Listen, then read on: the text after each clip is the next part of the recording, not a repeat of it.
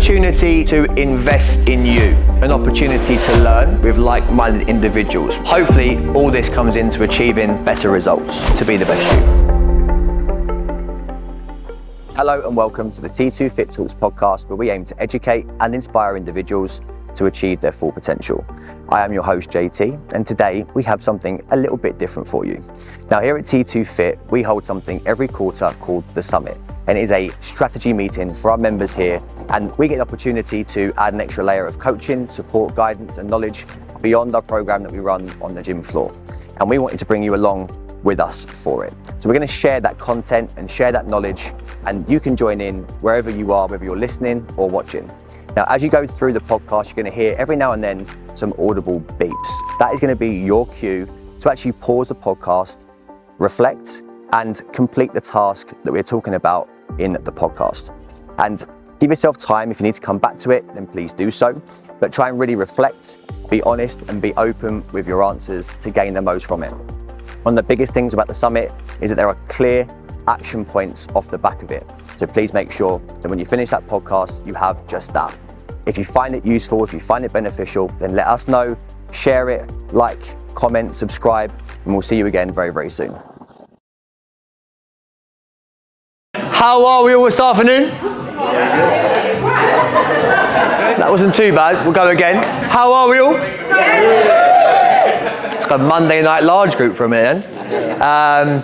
Massive welcome. Obviously a number of familiar faces, which is always nice, but some new faces as well. So welcome. Hands up if you have not been here before. Amazing. Well, you definitely have. For those, well, I mean, like, as in here, you definitely have. For those who haven't, obviously massive welcome. For those that have been here before, make them feel welcome. Just very quickly, I know you probably have already, but if there is someone on your table or next to you that you haven't met yet, please do that now. So just introduce yourself, where you're from, gym-wise. If you're not from T2FIT, what gym are you at? Massive welcome. I'm gonna, just so you know, that I've got a slightly dodgy clicker, so I might need to be around here a little bit. So if I get delayed, that's all it is, all right? Massive welcome as well to Team Pearly for the first time as well, which is awesome.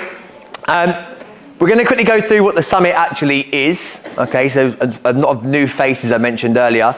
A few of you know what it's all about. I've been through one, or if not two by now. But the Summit, as a roundup. So it is an opportunity to invest in you. Okay, that's what it's all about. Every quarter we have this opportunity to invest in you. Hopefully, an opportunity to learn. All right, hopefully you'll take something away today. I'm sure you will. Build a strong mindset. Now, mindset is something we're not going to be delving into in a great deal today, but it's always going to be there. We looked at it quite strongly last time, okay? But building a strong mindset. Gain clarity around the destination and the journey. Now, that could be related to goal setting, could be related to a number of things, but clarity is the big takeaway word there, okay? Share wins, failures, experiences, and progression with like-minded individuals, which is why it's really important. We always want you to openly talk, discuss with the people on your table. It's really helpful. It'll be helpful for you when it comes to sharing wins, but it's also really helpful potentially for the people that you're talking to. Okay, so share that information. Hopefully, all this comes into achieving better results. Okay, hopefully to be the best you. Yeah. Now, how to get the most from today? Be all in. Okay, be all in with it. Some of these questions are tricky, basically. It's tricky. They might ask you to go a little bit deeper, kind of in here or in here. You've got to start thinking a little bit more, but try your best to be all in with it as best you possibly can. Oh, there we go. There. Oh, dodgy clicker. Right, be open-minded, okay? Hopefully, it will challenge you a little bit. Hopefully, either I'll challenge you, someone on your table will challenge you. Be open-minded to new information and new ideas. Be honest, and this is honest mainly with yourself. Okay, now last time we did this, there was quite a few deeper questions that we went into. If you can be honest with yourself, 100%, you're gaining the most from today. Be quick to implement everything pretty much that we're going to go through today is going to have an action point. Information is great, but there needs to be an action. You will leave here with actions. It's down to you to implement them, okay? Again, share wins, failures, and experiences for you and for other people around you. Oh, hello. So, task number 1. And actually, we started off with this in the previous one. And I think it's really nice to start here. So on your sheets, you'll find a little bit you can start to write, okay? Task 1, question 1. Have a think about why you're sat here today. And number 2, what would make today successful for you? So think about why we run the summit, okay, that I've just mentioned. And think about those 2 there. Now, it's not always an easy question, neither of them. But why are you here? And not just because you got an email, okay? Why are you here? Why did you say yes? There must be something there. And then what would make today successful for you? Whatever you've written down, just have it in your mind, okay? Have it there, kind of refer back to it. See if we can answer that, see if we can give you that by the time that you leave today, okay? So by the end of today, you will know how to break a bad and build new positive habits, okay? That's something that G just mentioned there. So break bad and build good habits, hopefully, as G said there as well, long term. The truth behind a calorie deficit. Now, we've mentioned calories, calorie deficits, foods, in a number of different ways in the past. I could write a thesis on it, I'm sure we all could. We're going to look at a couple of elements within being in a calorie deficit and what calories actually are. So hopefully, again, use that word I used earlier, clarity. Hopefully you have a bit more clarity around calories and what that deficit actually looks like moving forward, and it's not just dropping loads and loads of calories out, okay? And the last one, the third one, so 3 pillars of effective time management, and I'll tie that in why we've gone into that later on. And then the 5 things that you can implement right now to change your year. And that sounds like quite a bold statement, okay? But actually, there will be things that if you implement them and you can be consistent with, genuinely will have a positive impact on your year and hopefully past that point as well. There we go. So that there, something different. I'm not actually going to give you those things, or at least not directly anyway. So you'll see on your sheet, on the back of your sheet, towards the bottom, that there's space for you to fill in 5 things, okay? So 5 things that will change your year.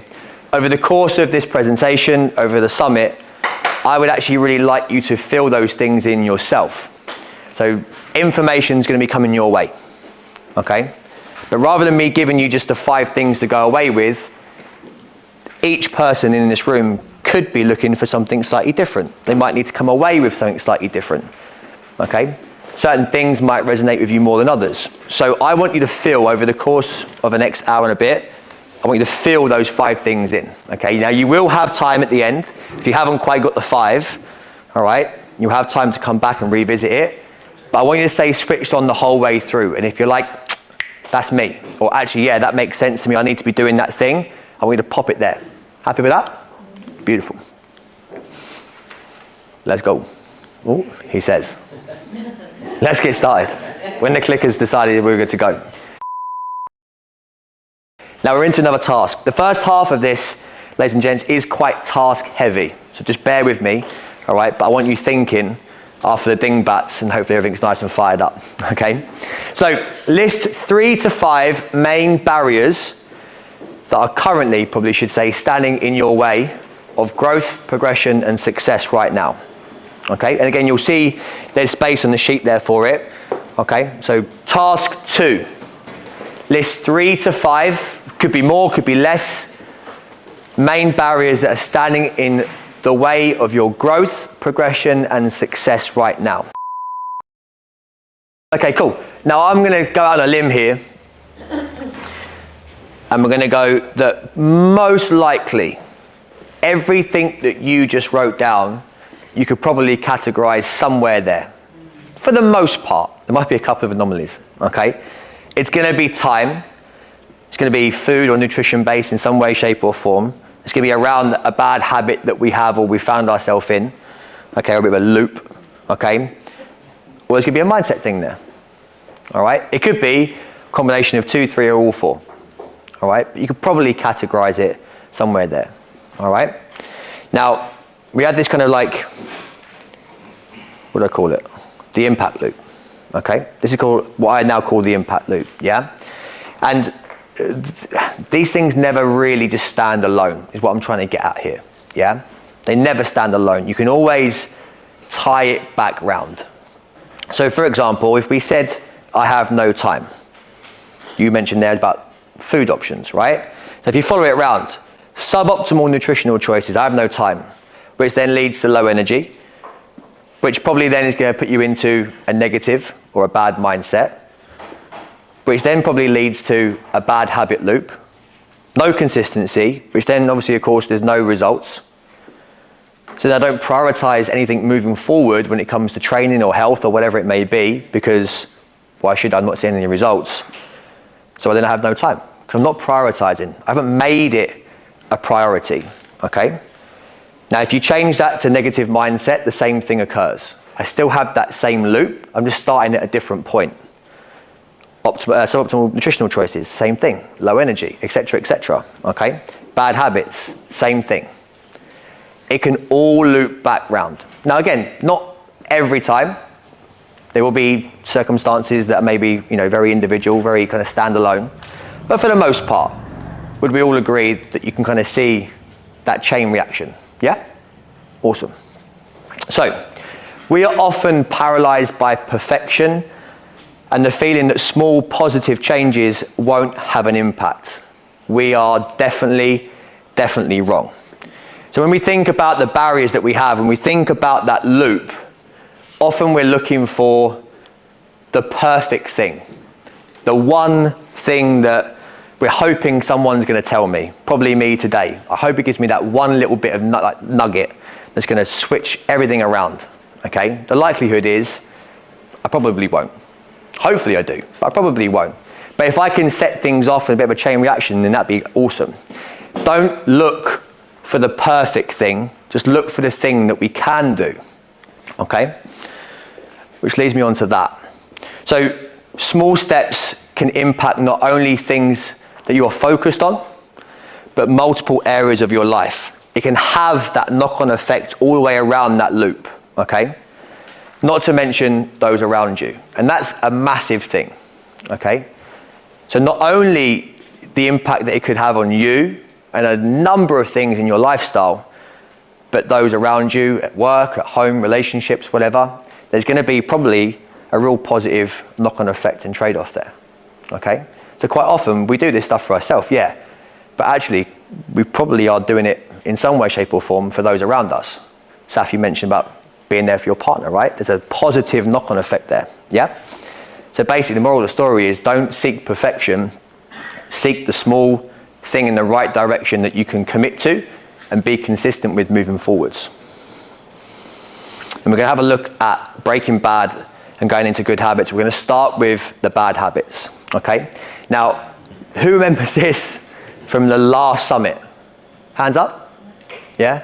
Oh, I feel like I really want to test. I want to test you. You tell me the story. You tell me. No. I went through this story. Okay, I went through this story. It was a story I heard in a book that I read, and actually it kind of really hit home. When we think about habits, typically we go after the one thing that is that bad habit. So if I'm always eating chocolate or whatever, I go after the chocolate. Or if I always have a glass of wine when I get home, I go after just fixing the wine, which can definitely. I feel like I've just hit the nail on the head with some people. It's like, oh, there's me. How did he know? How did he know? But we go after the thing, okay? We go after the thing. It's not always the case. So let's say Dave, all right? Dave works in town. The story basically goes, let me see if I can, no, it's too far away. Let me come this way. I want the clicker now, look. There we go. Right, Dave works in town. I don't know why Dave, but Dave sprung to mind. So Dave works in town, okay? First thing he does in the morning is he wakes up and he checks his work phone, okay? For those of you who were here last time, I'm sure it's ringing some bells, okay?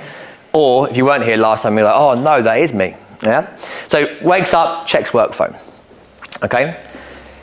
He's looking at emails. He's like, I've got all this stuff to do. I didn't do this last night or the day before or this week, okay? So he gets up, gets moving, heads into the shower.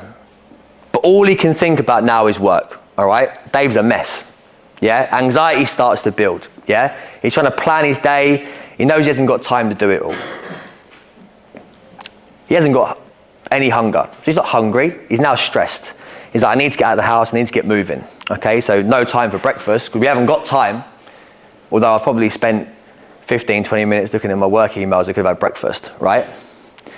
Rushes to the train, hunger builds and he starts to feel tired, starts to feel lethargic, yeah? We must have all been there. I do that, jump in the car first thing in the morning, like, I should have eaten something, right? Hunger builds, feels tired. Naturally, you get there, train arrives at the train station in town, grabs a coffee and a pastry. It's only right, yeah? It's like a big thing for me. Whenever we're at a train station, coffee, some kind of pastry, it's got to be done, okay? Yeah? Consumes that on the next train to work or on the walk in, all right? 10 a.m. starts to feel sluggish, of course he does.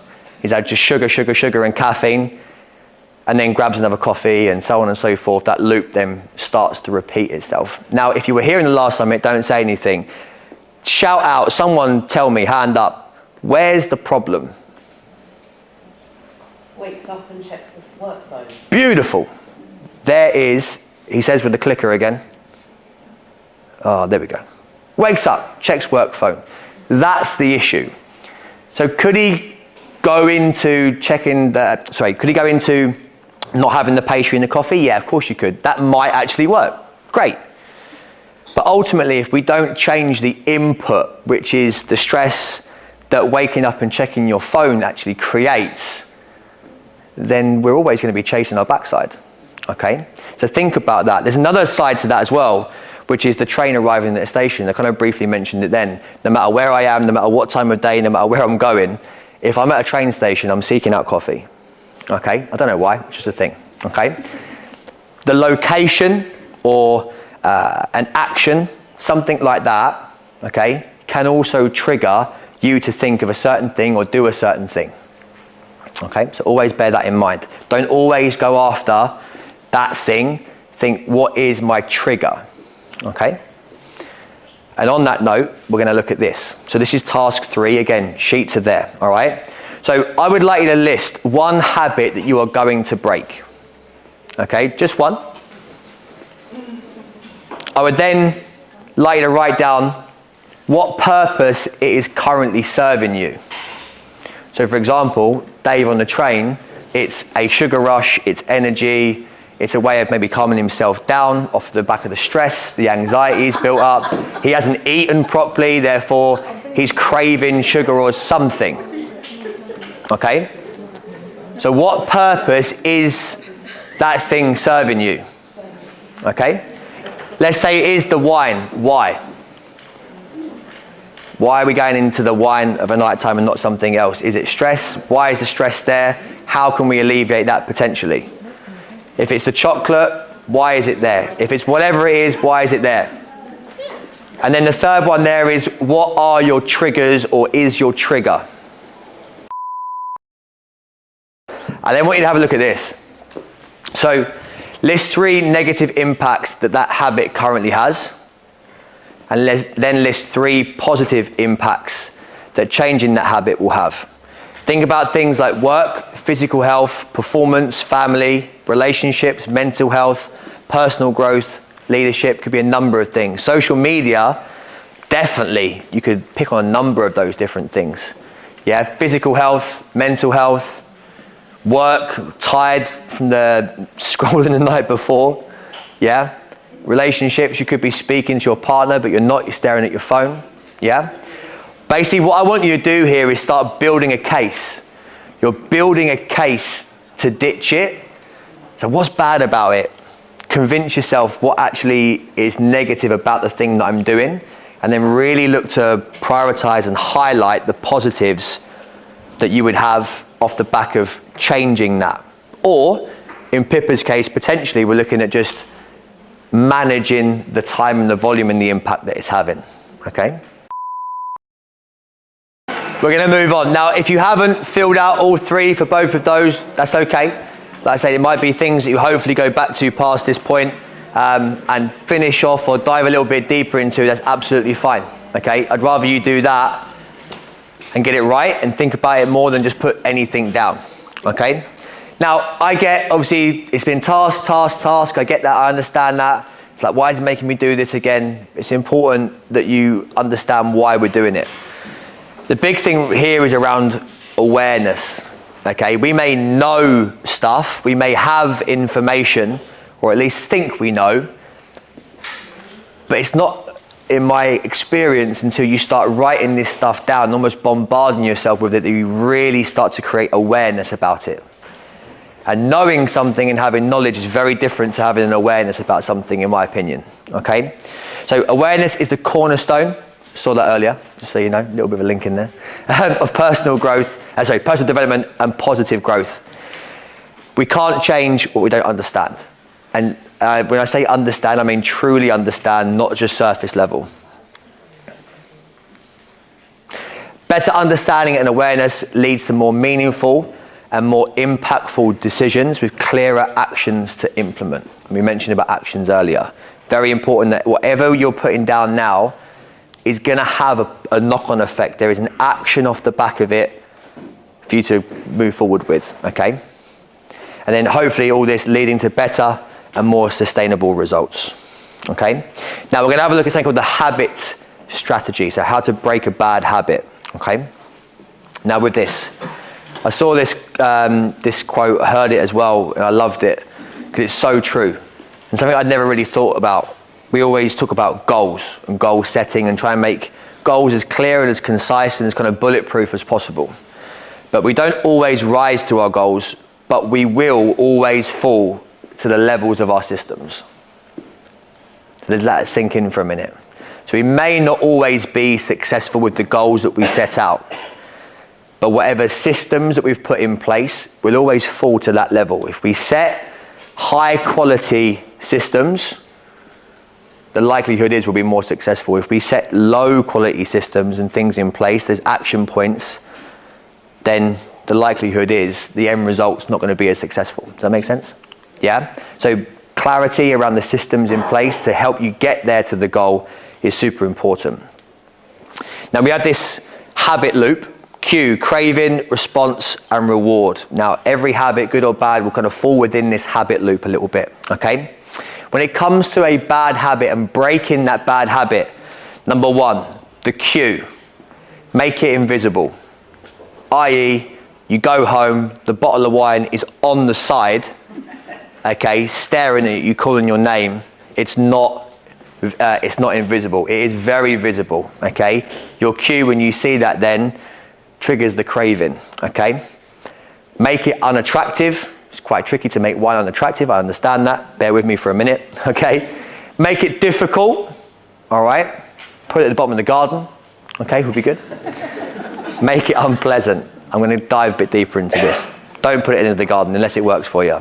Now, when it comes to making it invisible, create the right environment, okay?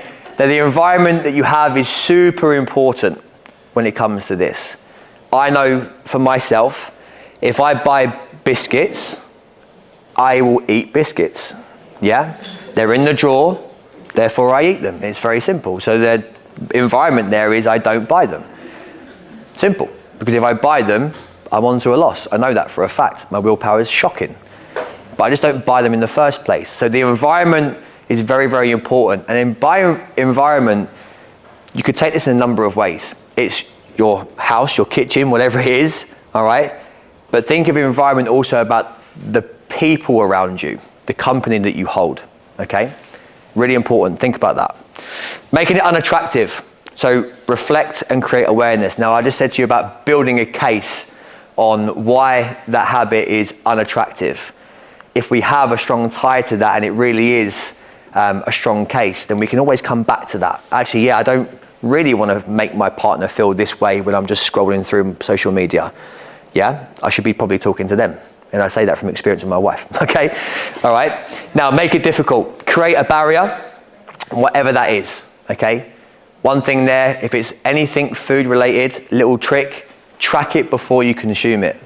Things like that, okay? Don't eat it and then go, oh, I've got to log it now. Track it first, look at it, and then go, maybe I won't eat it, I'll just scrub it on the sheet, okay? But things like that is putting barriers in place, but in a positive way this time. And then make it unpleasant. Be accountable to someone, okay? Whether it be a coach, a close friend, your partner again, whoever. Someone who you have to tell this stuff to. Be open, be honest with, who can actually call you out, okay? Remember, us as coaches, hopefully we do that a little bit, yeah? Off the back of that, what's really important though, is there has to be a reward, okay? It's like I have a dog, all right? When you train a dog, there has to be a reward, okay? It's simple, but it's true, okay? So if I've been a good boy, at some point I'm going to get a reward, all right? Now what that is, I don't know, right? It could be actually if I do this consecutively for 12 weeks, I buy the new pair of trainers that I want. If I achieve my running time on a 5K, I buy those new trainers that I want, or the new watch that I want, or whatever it is. Or actually, if I get this huge milestone, and I've done X, Y, Z, I take myself away on holiday. Whatever, okay? But there should be a reward, maybe a big reward, but also one short term, okay, that you can have. But there really should be a reward system off the back of it. So task 4. Oh, hello. So the habit that I'm going to change this month is to be successful this week I will, to achieve this I will need to, and just reaffirm the reason why you're doing it. So you've already got the habit, but think now, break it down a little bit. To be successful with it, what do you actually need to do? Okay, but then break that down one step further. To achieve that, whatever that is, I will need to do what?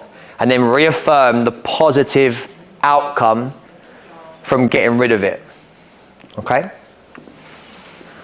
2 minutes. We're going to be moving on. Now, off the back of this, in terms of implementations, okay, so again, action points and making sure that we're successful with this stuff.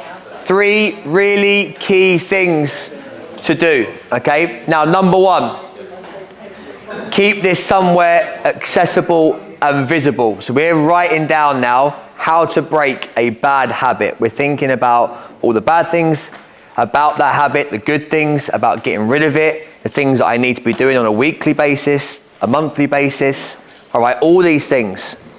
Do not just put this in your car door on the way home and then forget about it, okay? You need to keep it somewhere where you can access it. It needs to be somewhere where it's visible. Whether that's on your fridge door at home, whether it's in your training diary, wherever it is, whether you need to rewrite it somewhere, it doesn't matter. It needs to be visible. We mentioned earlier about your environment, okay? Getting rid of the wine will actually put this somewhere where actually you can't miss it, okay? It's right there every single time, okay? The next one is set yourself up or complete these things if you can, first thing in the morning or after a break, okay? When it comes to breaking a habit or building a new one, after a break or first thing in the morning, whether you're doing that thing or you're teeing it up, is ideal. We mentioned in the last summit about kind of different parts of the brain being responsible for different things and actions. Essentially, we're looking at prefrontal cortex, okay?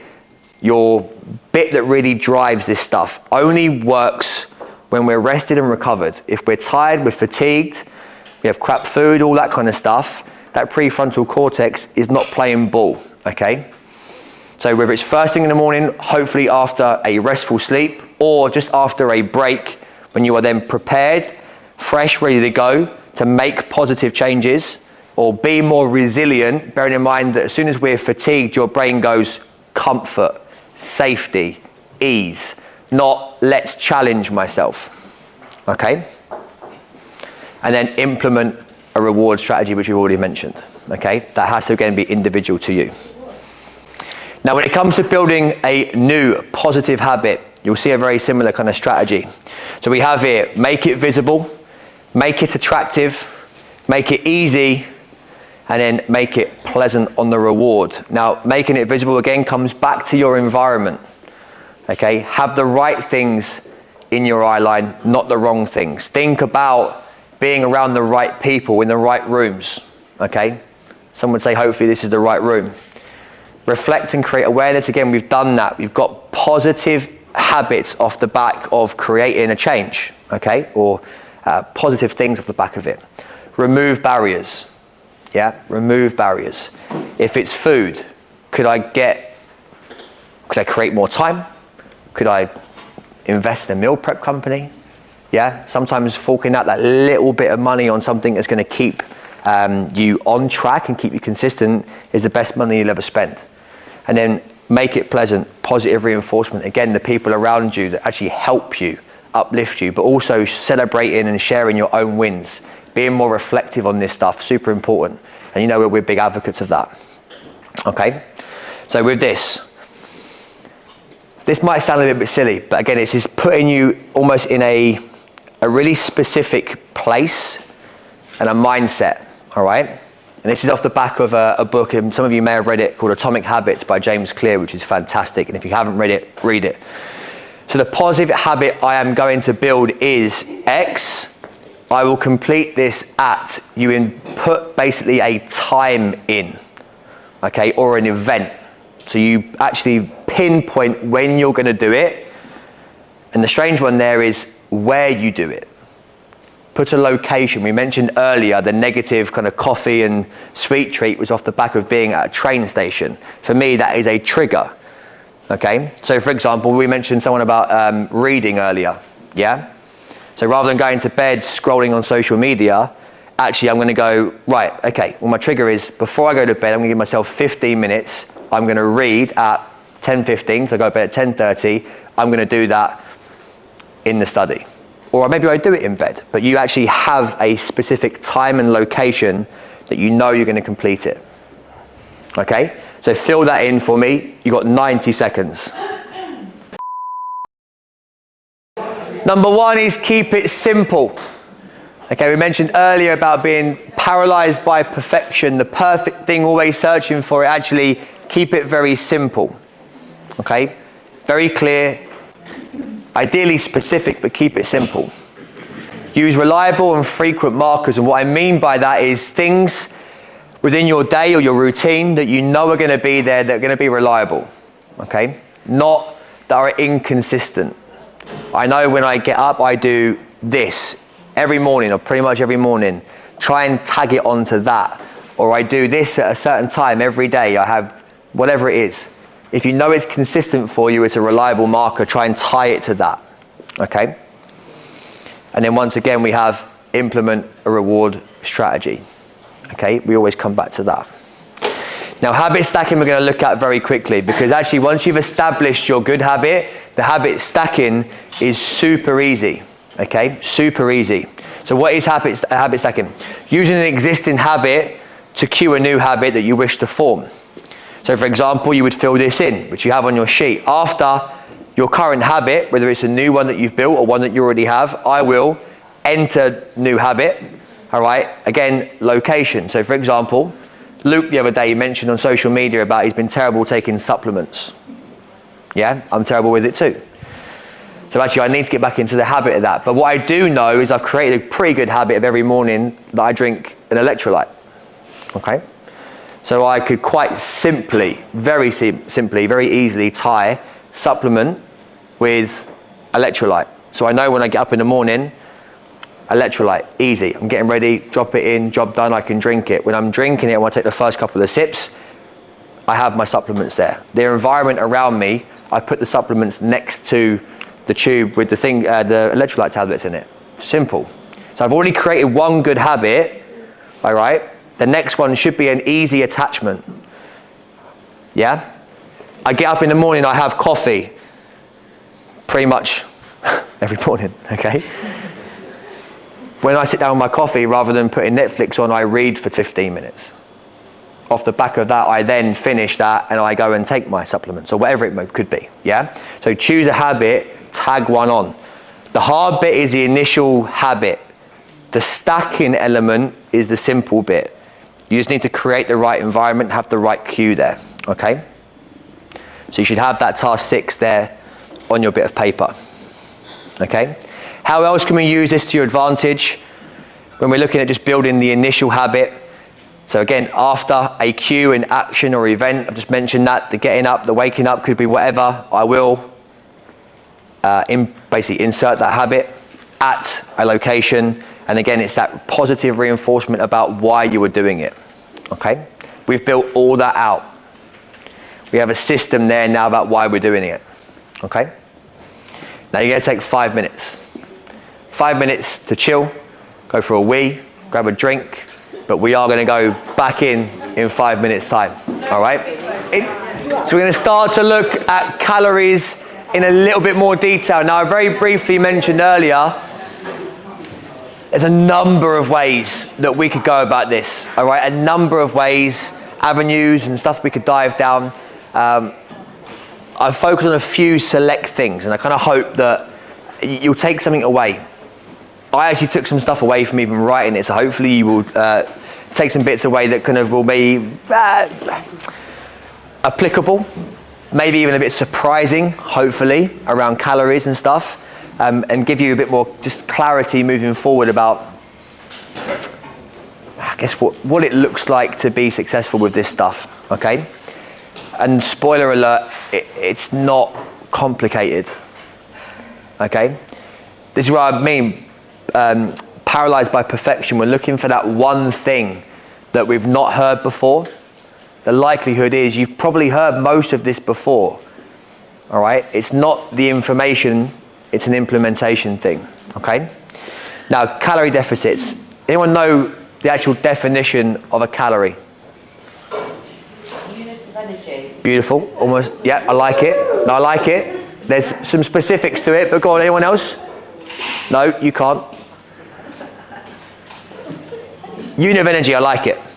So the amount of energy required to heat 1 gram of water by 1 degree Celsius, okay? So that right there, as Louise quite rightly says, a unit of energy, that is how technically a calorie is defined.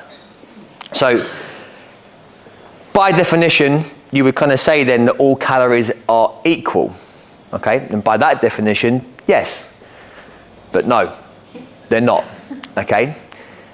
Unit of energy, yes. In terms of what we eat, macronutrients, etc., micronutrients, we're going to focus on macros. They're not equal, okay? Now, before I go any further, this is not to say that you can't eat certain foods or certain macros or anything like that. Don't misinterpret what I'm about to go through, okay? Just take it for what it is. It's information to take on board, okay? So when it comes to macronutrients, we have proteins, we have fats, we have carbohydrates. Okay? Yeah, we're focusing on those 3. Proteins, fats, carbohydrates. How many calories per gram is there in protein? No. 4, correct. Fats. 100. That would be spicy. That would be spicy. We're looking at 9. Okay? So for every gram of protein, 4 calories. Every gram of fat, 9.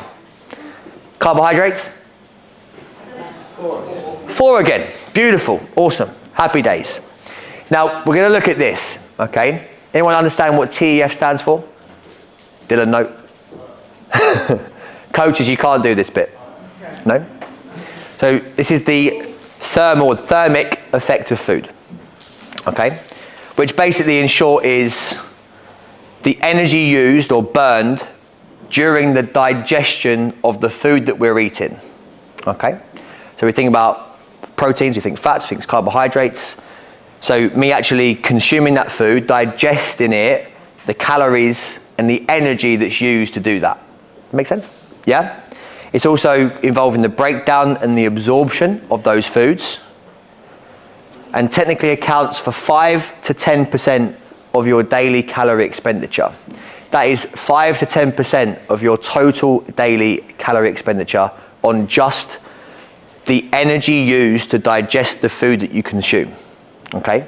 Which when you think about it, actually is quite a large number, all right? Now, the thermal effect of the food. Now, protein. For every 100 calories of protein, all right, around 20 to 30 calories of that is kind of captured. Okay, now obviously protein we know repairs muscle tissue, etc., etc. But we kind of we burn 70 to 80% of that intake of protein just by eating it, okay, and actually digesting it and absorbing the stuff from it. Does that make sense? Yeah, so think like 78% gone, absorption, burning through the energy, 20 to 30 captured from eating protein, okay? Fats, any ideas? So 70 to 80% on protein, 0 to 3% on fat. So 97 to potentially 100 calories out of the 100 calories consumed is something that potentially could be captured, okay? That's not to demonize fats. Super important for a number of reasons. We don't now just go, I'm not eating fat. It's impossible anyway, but that's not the case, okay? It's a cue now to be mindful of fats and the amount that we consume, okay? This is all this is. Carbohydrates, 5 to 10. So again, 90 to 95% potentially calories captured, okay? So basically all we're saying there is actually the amount of energy that your body burns through to consume, digest, and absorb protein, very, very different to fats and carbohydrates, yeah? Once again, not demonizing fats and carbohydrates in any way, shape or form, okay? But have that on your radar. Now, total daily calorie expenditure, or energy expenditure, sorry. So we had this breakdown. Now 50 to 70% is going to be your resting metabolic rate, okay? 5 to 20% is something called NEAT, which is your non-exercise activity thermogenesis, okay? That is basically non-training related movement, okay? TEF, thermal effect of food, we just saw that. 15% is eat, and that's not eating food, that is your exercise activity, okay? So on a daily basis, you coming into the gym or doing whatever you're doing exercise-wise, 5 to 15% of your total daily calories expenditure, or energy expenditure, sorry, okay? 10 to 15 is food, the breakdown, energy needed. NEAT, hoovering, mopping the floor, steps, that kind of stuff, putting things away, the things that we haven't really got to think about.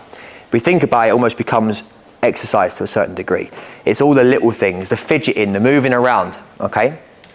NEAT. RMR, big bulk, 50 to 70%, okay? So again, mentioned there, training, all right, the energy needed to digest food, etc., okay?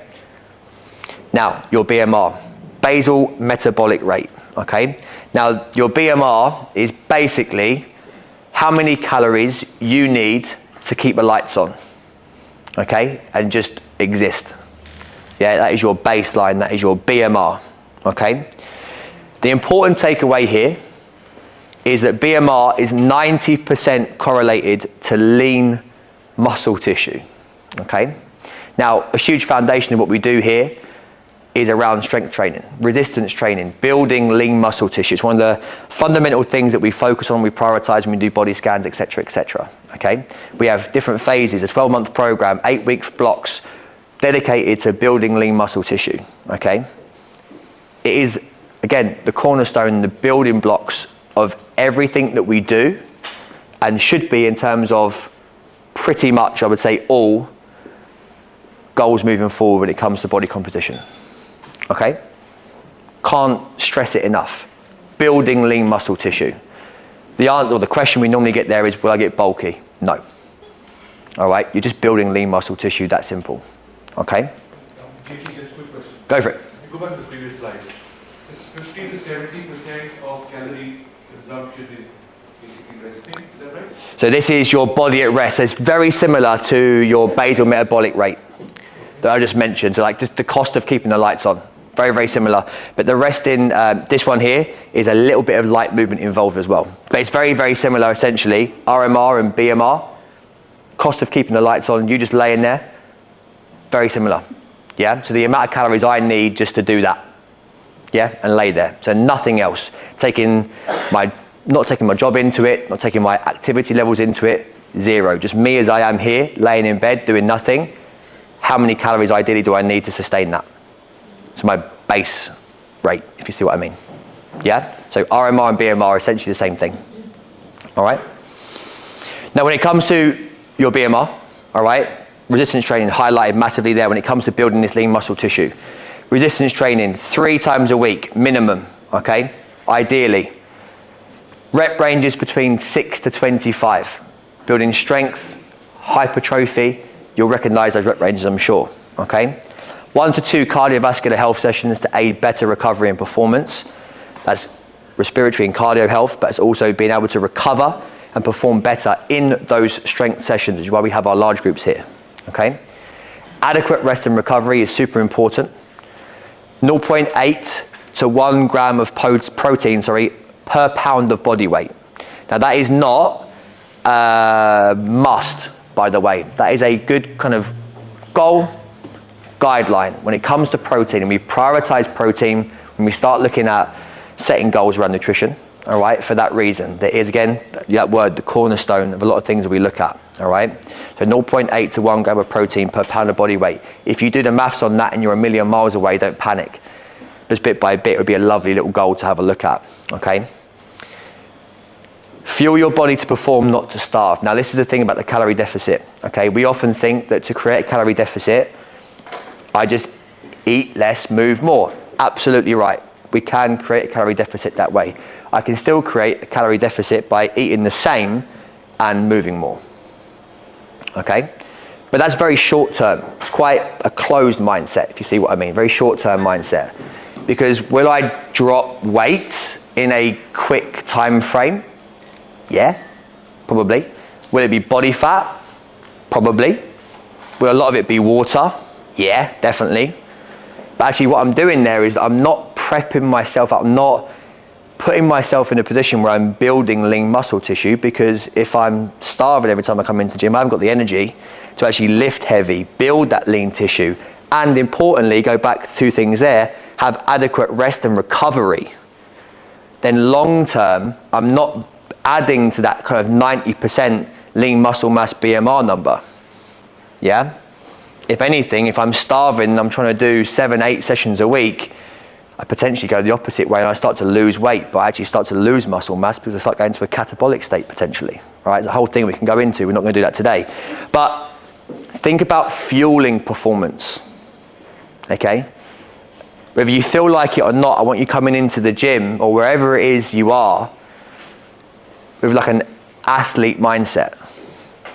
Okay? Think about it that way.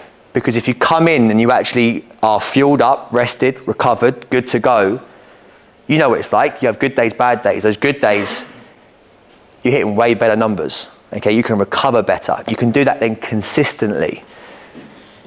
You add more lean tissue, that BMR, through the roof. Okay? You're burning more calories doing nothing, essentially. Okay? So when it comes to calorie deficit, don't think short term, think long term. You are looking to build a strong, robust body moving forwards with lean muscle tissue. Make sense? Yeah? Awesome. Now, 3 mistakes that are holding you back. And I'm going to throw quite a few things here in quite quick succession. And if you haven't already, or if you've forgot about it, remember 5 things on the back of your sheet, okay, that are going to change your year. Think about those, because there might be things we go through here or already that we need to start adding, okay? Now, these are mistakes that are holding you back. Common mistakes that we see, we hear a lot, and have experienced myself. Granola gate. Now, a number of you would have heard me talk about this, whether it be in person, whether it be on a podcast, who knows? Maybe you haven't. If you haven't, stay tuned, all right? So, granola gate. I know this stuff. I know it pretty well, okay? And before kind of High Rocks, whenever that was, can't remember now. When was that? November. So last summer, trying to get myself in better nick for high rocks, right? I started to track my food, weigh my food, etc. I had an absolute shock, and as you can tell, it still annoys me to this day, okay? I was eating granola, decent sized bowls of granola, sometimes twice a day. Healthy, why not? Absolutely not an issue at all. In that granola, I can't do the clicker, really annoying. Obviously there was granola, thank you, Luke. Obviously there was granola, okay? There was also Greek yogurt, no dramas, yeah? I think it was even 0% fat, I can't remember. Fruit, and obviously I'm being healthy, so Biscoff. And if you haven't tried the combination, by the way, sensational. So, am I eating a normal size bowl of granola? Absolutely not. I know, right? In normal size pots. This thing, when I weighed it out, was over 1,000 calories. I was eating that twice a day. Sometimes, not always, okay? Think about that for a minute. So I'm preparing a breakfast or something before I go to bed, okay? Got some protein in there from the Greek yogurt. Yeah, I've got fruit, a few carbs, no dramas. I'm training in the morning, it's all good. 1,000 calories. I was woofing these things down, okay? When I weighed it out, obviously I put it into the bowl, I had it all there, I threw it away. I was disgusted with it, I was fuming. And as I mentioned, like I say, I'm still fuming to this day, all right? It's a big old thing. I threw the granola into the bin. It was a whole scene, okay? That whole thing about weighing your food is key. Try that for me, Luke, okay? If you have not tracked your food, weighing it, all right? And I mean properly weighing it, getting the scales out, you name it, I highly recommend that you do it, all right? So if you're someone who, I've done this stuff, I've tracked, I've done my fitness power, all this kind of stuff, and whatever I do, I can't seem to make this change. It doesn't make sense. It doesn't add up. If you've not weighed, weigh your food, whether it be for a few meals even, a week, it doesn't matter. You weigh your normal go-to meals, your breakfast, your lunches, your dinner, all right? And actually start to think about the portion sizes that you're having. Because again, if you're anything like me, you will be shocked at some of them, okay? Now the next one is over the course of a week, all right, when you start thinking about a 7-day window for your calories. So you'll see calories on the left-hand side, at the bottom there, obviously days of the week, and then your weekly average. So for example, let's say Dave again, we saw him earlier. Dave on a Monday, his ideal target is 2,000 calories a day, all right? Dave smashed it on Monday, Dave smashed it on Tuesday. Potentially even smashed it on Wednesday because he hit under his calories, all right, or he thinks that way anyway. Thursday's back on track. Friday, again, stressful day at work, he's under at this point, all right? So over a 5-day average, we are now looking, by Friday, 10,000 calories. Is at 9,350, so actually he's under by 650 calories when it comes to Friday, yeah? Saturday creeps in, followed by a Sunday off the back of a boozy Saturday and a Domino's on Sunday to make yourself feel better. I've been there, all right? I've now gone from a 650 deficit by Friday. I'm aiming for 14,000 calories as an average Monday to Sunday. I'm now there. 14,950. So in one foul swoop of a weekend, being a little bit more lazy, lax, the alcohol's come in, all right, the hangover's kicked in, whatever it is, yeah, I'm in a 950 calorie surplus, yeah, daily target's 2,000, I'm almost at 50% of that again per day, yeah, that is so easy to do, so easy. There is not one person in here who hasn't tracked their food or done something like that who couldn't relate to that. I promise you, okay? It's very important that when you look at your calories, when you're tracking, when you're weighing, whatever it is, and however form you do it, it's consistent over a 7-day window, okay? Very important. So I urge you to, number one, weigh and have a look over a 7-day window, not just a 5-day, and think, I've been down 650, I'll treat myself the weekend. Yeah? Next one, mate. Now, progress over perfection. If the house is on fire, get out of the house. You can figure out why it started later. Yeah? I heard that on a podcast. I really enjoyed it, right? And what I'm relating to there looks great, right? Is I mentioned earlier about small steps, not looking for perfection all the time.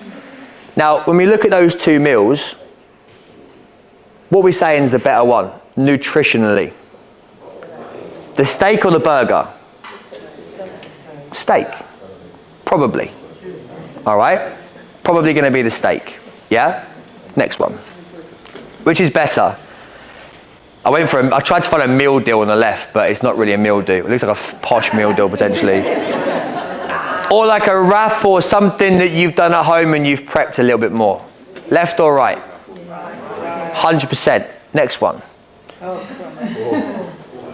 Some would say a sensible size of granola. Which when you weigh it is probably about the right size. Yeah? I couldn't find a Diet Coke can, so I had to put it in myself. Yeah? This is what I'm talking about when I mention small steps. Yeah? Coke versus Diet Coke. You might love Coke. You might drink 5 cans of Coke a day. Okay?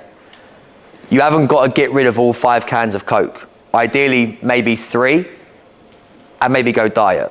So you're still having that little bit of something. You still have Coke there. You're not removing it completely, but you would be surprised at the amount of calories and stuff that you can save, all right, off the back of just switching from full fat Coke to like a Diet Coke. It can be really small things like that. We're not saying with these things you have to completely remove them, that you can't have them. It's being aware of what they are and the cost of having them. And if you track them, if you weigh them and you know what you're doing with them, absolutely fine. Small steps. Perfection would be the electrolyte, maybe 3 litres of water. Yeah? But you know what? If you have 3 glasses of water and you don't drink anything, and those 5 normal Cokes become 2, 3 Diet Cokes, we're doing a pretty good job. Okay? It's that first step on the ladder, maybe. Okay? Next bit. Now, 5 ways to win. There's a lot of small writing on here. I'm going to do my best. Actually, I'm going to stand here so I can read it out to you better. All right? Now, these are the things that I would say if you could do them, all right, it'd be really helpful. Really, really helpful. So 5 ways to win. Number 1, track and weigh your food for 7 days a week for 30 days. Now, if you could commit to something like that, fantastic. If it's not 30 days, for 5, for 7, 14, 21, something. Commit to something, okay, and weigh your food and track it. It's going to give you ownership, awareness we mentioned earlier, and a strong mindset. The strong mindset comes into actually just being successful and completing something, okay? Number 2, read my writing. Focus on single ingredient whole foods, okay? And by single ingredient whole foods, and by the way, again, this hasn't got to make up your entire plate, every meal, every snack, all right? But think about those. And by single ingredient foods, i.e. the thing you're eating is the ingredient, okay? Yeah? Steak hasn't got X, Y, Z in it, it's steak. Yeah? Think about that. So it's nutrient dense, it's of a higher quality, and in terms of consistency with what you're eating and tracking, super easy, okay? Include protein in every meal. So we mentioned earlier about the BMR, sustaining lean muscle tissue, building it, growth, satiety and repair. Satiety, super, super important. If you are someone who craves on sweet treats or just snacking, you're constantly hungry, you constantly want something, improve your satiety levels by eating things like decent quality proteins, okay? Then we've got follow something that allows me to be consistent, okay? So anyway, I can fit it into the screen, all right? Again, if I can follow something and be consistent with it, I start to build good habits, all right? I have a good mindset, I'm adhering to something, okay? And I then, i.e. consistency, have better results, all right? And then the last one, a little bit easier to read, be accountable to someone. Again, we mentioned that earlier when it comes to the habits. So accountability, again, consistency, and again, results. So if I had 5 things that I would give you right now when it comes to nutrition, they would be it. Okay, that would be it. in a nutshell, okay? If I was starting from scratch again myself, that ideally is where I would go, all right? Now, sorry, that was me. So if it's simple, how can it be such a challenge? Yeah, because essentially what we're saying there is relatively simple, all right? But we know it's not always that simple. I mentioned earlier, it's not an information problem, it's an implementation problem. We probably know a lot of this stuff, it's been on our radar, it's not massively new. But it's how I then implement it, how I make it work for me within my lifestyle, my goals, etc., etc. Okay? So we don't always rise to our goals, but we do fall to levels of our systems. We saw that earlier as well. I wanted to reiterate that point. So there has to be systems in place with this stuff for us to be successful with it. Okay? Now, the implementation is awareness that we're now creating, adherence to it. So we need a buy-in from you. It needs to be something that you're willing to do. Yeah? And then time. I need time. Time then comes into me planning properly, essentially. If I have a strong buy-in, okay, I will adhere to it and I will put the time and the effort into plan for it. It's that simple, okay? Well, it's not that simple, but it kind of is, okay? Now, 3 pillars of effective time management. So we mentioned time earlier. When it comes to time, it's a very tricky subject. Very, very tricky subject because everyone's got their own things they got going on, work, life, etc., etc. But as a kind of blanket rule, here are 3 things that I would really encourage you do or have a look at if you haven't done so already, okay? Now, overcome procrastination, okay? I've mentioned before that I am the king of procrastination, all right? Frankie and I, a couple of Saturdays ago, actually had a whole conversation for about half an hour about it, okay? When it comes to procrastination, I think there's 3 things. The first is, we find the task boring or unfulfilling. Yeah? Therefore, I don't have that buy-in, I don't have that excitement or will to do it. Okay? Sometimes we can control that. Unfortunately, sometimes we can't. Yeah? Maybe that reward strategy comes back into it. Okay? But we find the task boring or unfulfilling. We find something uncomfortable. Huge. Okay? If you know that you've got something that's going to be uncomfortable for you to do, I guarantee you will find 1,000,001 other things to go and do before you do that thing. Okay? Which ties perfectly into the 3rd one, which is fear. Fear of failure. Yeah? For me personally, when I spoke to Frank about this the other day, I had a kind of realization about it, that 9 times out of 10, if I'm procrastinating about something, I'm scared of something. I'm paralyzed by perfection. I've said that a number of times today. Yeah? This presentation, perfect example. Yeah? I don't want to do it because there's a fear that the content I put out won't be good enough. Yeah? There'll always be those barriers. Always. But again, it comes back to creating awareness and having systems and things in place where I then overcome those. And it's putting, as Charlotte mentioned earlier, putting myself in those situations more often and being outside of my comfort zone that actually long term is going to make me better or us better. Yeah? Now, action point off the back of the procrastination would be this. Complete your toughest task first. Seems really simple, yeah? Hands up if you know for a fact you woke up on a Monday morning, Tuesday morning, Friday morning, and you were like, I know I need to go and do that thing, and then at 5 p.m, I haven't done it. Who had a pretty crap day that day? Yeah.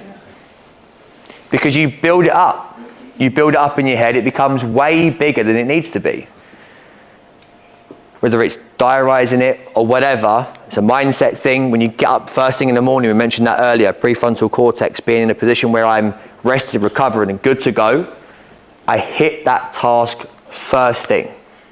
Okay, it's the first thing that I tackle, post coffee electrolyte supplements. Okay? But I tick that box because not only then is it done, I guarantee you'll have a much better day. Your mindset is clearer, and actually you can have a much better, you can attack other tasks probably in a much better way. Go on, Joe. Can I give a slightly counter? Absolutely. To that? Go on. If you've got a multitude of tasks to do, Yeah.